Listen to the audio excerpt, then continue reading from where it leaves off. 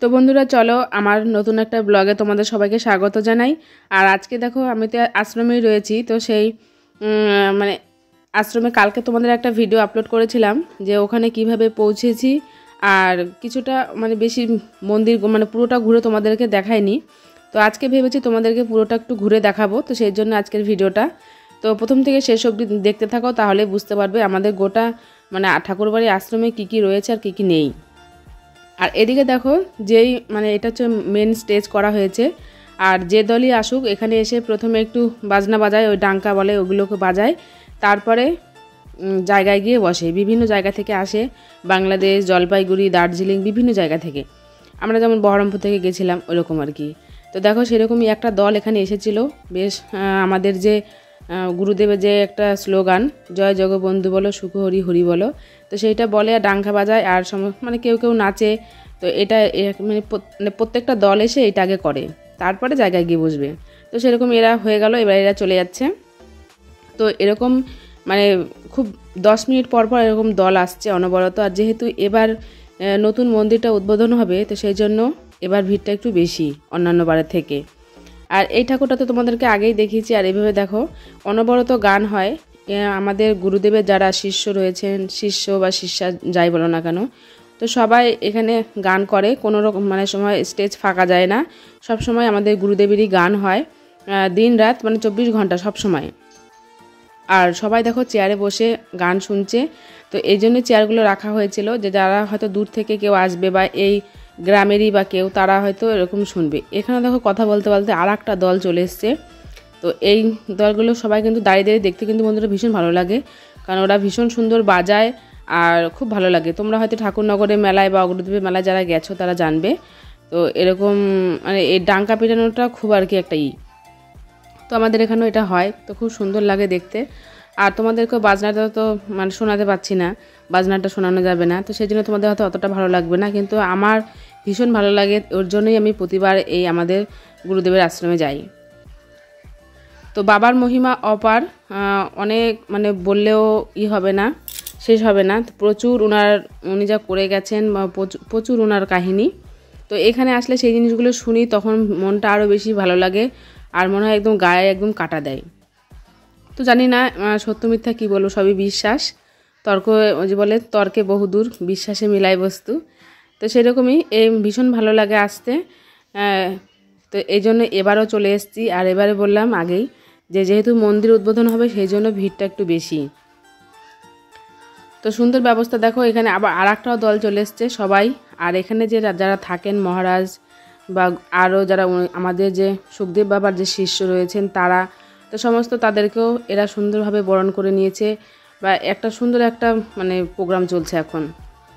তো video camera অনবরত হতেই আছে, দেখতেই পাচ্ছ এক দাদা ভিডিও করছে। আর ইনি হচ্ছেন অনেক পুরনো এখানকার একজন মহারাজ।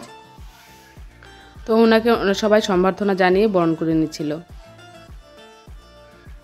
তো এবার চলে যাব মন্দিরের আরও অন্যান্য দিকে, সেই জিনিসগুলো তোমাদের দেখাবো। এই মন্দিরটা তো অনেকক্ষণই তোমাদেরকে দেখালাম, একটা স্টেজ একদম নতুন মন্দিরের একদম মুখোমুখি। তো এটা অনেকক্ষণ ধরে তোমাদের দেখিয়েছি, কালকে ভিডিওতে এটা দেখিয়েছি। তো আজকে তোমাদের দেখাবো আরও যে নতুন মন্দিরটা বলছি, সেই নতুন মন্দিরটা আবার ভেতরে ফোন অ্যালাউ নেই, বাইরে থেকে তোমাদের যেটুকু সম্ভব সেটুকুই দেখাবো। আর এখনও উদ্বোধন হয়নি, ওটা আজকে দুপুর 1টার সময় এটা উদ্বোধন হবে।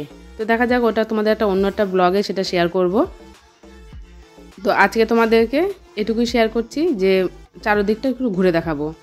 আর আমি ঠিক জানো তো বন্ধুরা, আমি এতবার গেছি কিন্তু আমি ঠিক জানি না যে আমাদের মানে বাবার কতটা এরিয়া বা কতটা জায়গা। তো অনেকটাই মানে কি বলবো, আমার তো মনে হয় অনেক, প্রায় 60-70 বিঘে হবেই। তো তোমাদের যদি কারো জানা থাকে অ্যাকচুয়ালি, সেটা আমাকে অবশ্যই কমেন্টে জানিও। তোমরা যদি কেউ আমাদের মানে গুরুদেবের শিষ্য হও বা জেনে থাকো, তাহলে আমাকে সেটা কমেন্টে জানিও। আমি সত্যি জানি না, যেটা জানি না সেটা ধর বলতে কোনো দ্বিধা নেই। আর বলছিলাম যেটা নতুন মন্দির, দেখতেই পেলে ফুল টুল দিয়ে বেশ সুন্দর করে সাজিয়েছে। তো এটাই হচ্ছে সেই নতুন মন্দির, অনেক দিনের আকর্ষণ আর অনেক দিনের প্রতীক্ষার ফল আজকে অবসান হবে। তো আজকে এটা দুপুর 1টায় উদ্বোধন হবে, বিভিন্ন মন্ত্রী নেতারা সব আসবেন, তারা এটা উদ্বোধন করবেন। তো ঢুকেই প্রথমে বিষ্ণু আর মা লক্ষ্মী যেটা থাকে, পায়ের কাছে মা বসে থাকেন, আর নাভিতে তোমার ইয়েতে ব্রহ্মার জন্ম হয়, সেরকমই একটা সিন এখানে প্রথমে ঢুকতেই রয়েছে। তো বিভিন্ন ভিতরে রয়েছে বাবার মূর্তি। তো সেটা তোমাদের অন্য সময় দেখানো সম্ভব হবে না। আর বললাম আগেই ফোন অ্যালাউ নেই। আর এই সামনে দেখো এরকম হাতি, ষাঁড় আর এই যে রাজাহাঁস, এদের সবার প্রতীক রয়েছে। তো মন্দিরটা বাইরে বাইরে থেকে তোমাদের দেখাবো। একদম সূক্ষ্ম সূক্ষ্ম কাজ, অনেক দিন থেকে মন্দিরটা হচ্ছে, অনেক মানে কষ্ট অবসান করার পর আজকে তার উদ্বোধন হবে। তবু এখনও ভেতরে প্রচুর কাজ রয়েছে, ভেতরে অনেক কাজ বাকিও আছে। তো বাইরেটা মোটামুটি কমপ্লিট, আর সূক্ষ্ম সূক্ষ্ম কাজ তো, আর বেশ সুন্দর লাগছে। হয়তো ফোনে অতটা ভালো লাগছে না, বাস্তবে দেখলে আরও বেশি ভালো লাগে। আমি মন্দিরটা উদ্বোধন হওয়ার পর অনেকবার ভেতরে গেছি, মানে একবার দেখলে পরে মন ভরছে না, মনে হচ্ছে আরেকবার দেখে আসি, আরেকবার দেখে আসি। আর দেখতে পাচ্ছ বন্ধুরা মন্দিরটা কতটা এরিয়া নিয়ে হয়েছে, আর কত বড় একটা মন্দির। তো আমার সত্যি ভীষণ ভালো লেগেছে। আর অনেকদিন থেকে আশাও করেছিলাম কবে আর ঢুকবো মন্দিরে, কবে দেখবো। তো ধরো এবার তো মন্দিরে তোমাদের বাইরেটা দেখালাম, এবার দেখাচ্ছি এদিকেও তো কতটা মানে লোক, এরিয়া জুড়ে লোক মানে থাকছে, তার ব্যবস্থা করে দিয়েছেন। তো স্টেজের সামনে দেখেছিলে কিছুটা, আবার আমরা যেখানে রয়েছি সেখানেও কিছুটা, এটা দেখো সাইডে। তো এখানেও লোক আছে, চারোদিকে লোক ছড়িয়ে ছিটিয়ে আছে, সব দিকে প্রচুর লোক, প্রচুর। তা দেখো সবাই নাড়া পেতে, এখানে থেকেই নাড়া দেওয়া হয়, নাড়া চট সমস্ত কিছু দেওয়া হয়, বিছিয়ে সবাই যে যার মতন তিরপল নিয়ে আসে, পেতে পেতে শয়। আর এবার দেখো এই জায়গাটা দেখাচ্ছি। এই জায়গাটা ঠিক জানি না, এই জায়গাটা প্রতিবার দেখি জায়গাটা কোনো মানে কোনো ব্রহ্মচারী বা কোনো বাবারই হয়তো শিষ্য, তার হয়তো সমাধি এই জায়গাটা। তো আর ভীষণ আজকে গরম পড়েছে, সেই জন্য এখনও আমি চুড়িদারটা চেঞ্জ করিনি। আর চুড়িদারটা পরে গেছি কি বলো তো, শুধুমাত্র গাড়িতে যাব তার জন্যই। আমরা বাইকে গেছি তোমার দাদা ভাইয়ের মোটরসাইকেলে, তো সেই জন্য আমি এখনও চুড়িদারটা চেঞ্জ করিনি। এখন দুপুরবেলা, বুঝতেই পারছো। তো সমস্তটা দেখিয়ে তারপরে ভেবেছি একবারে ঘেমে টেমে গেছি, দিয়ে একটু বিকেলে স্নান করবো 4টের দিকে। ওই জন্য এখনও চুড়িদারটা চেঞ্জ করিনি। আর ঠাকুরের জায়গায় গেছি আমি চুড়িদার নিইনি, কোনোদিনই চুড়িদার নিয়ে আসি না। তো এবারে শুধু যাওয়ার সুবিধার জন্য ওই চুড়িদারটা পরে গেছি, আর বাদবাকি 4টে শাড়ি নিয়ে গেছি। তো সেই জন্য দেখো, আর দুপুরবেলার জন্য ফাঁকাও। ওই জন্য আমি আমার ছেলেকে বললাম যে বাবু এখনই ভিডিওটা করে নিই, এখন সব ফাঁকা, বিকেল হলে সমস্ত লোক আসতে শুরু করে দেবে আশেপাশে গ্রাম থেকে। তো সেই জন্য তোমাদেরকে এখন একটু দেখাচ্ছি। দেখো কি নিখুঁত কাজ আর কি সুন্দর। ছাদ থেকে যে জল নামবে, সেই যে পাইপগুলো, সেই পাইপগুলো দেখো বিভিন্ন কারুকার্য করে রেখেছে, ডিজাইন করে, মনেই হয় না যে ওইগুলো একটা পাইপ জলের। আর উপরে দেখো এরকম সিংহর চিহ্ন, সুন্দর করেছে, সুন্দর। জানি না এই মন্দিরের যে সিংহ বলো, হাতি বলো, এগুলোর প্রতীক কী। তো সুন্দর, এগুলো নিশ্চয়ই কোনো ব্যাপার আছে।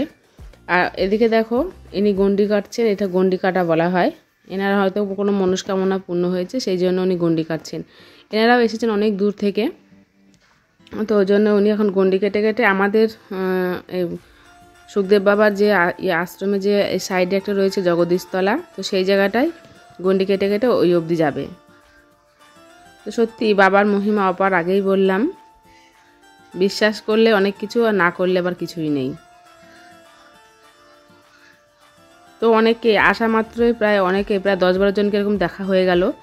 তা ভাবলাম যে তোমাদের সঙ্গে একটা শেয়ার করি যে এরকম।